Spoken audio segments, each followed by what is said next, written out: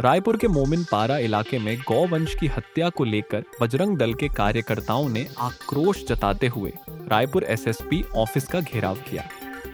संगठन के कार्यकर्ताओं ने थाना क्षेत्र के थाना प्रभारी को बर्खास्त करने की मांग की है।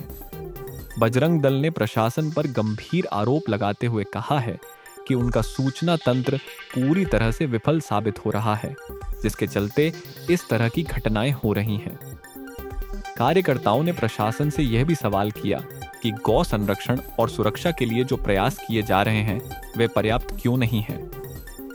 इस विरोध प्रदर्शन के दौरान संगठन ने स्पष्ट किया कि जब तक उनकी मांगें पूरी नहीं होंगी वे अपने आंदोलन को और तेज करेंगे। पुलिस और प्रशासन से कार्रवाई की मांग करते हुए प्रदर्शनकारियों ने यह चेतावनी दी है कि यदि दोषियों के खिलाफ कड़ी कार्रवाई नहीं हुई तो आंदोलन को राज्य स्तर पर फैलाया जाएगा। घटना को लेकर प्रशासन का कहना है कि मामले की जांच की जा रही है और दोषियों के खिलाफ सख्त कार्रवाई की जाएगी।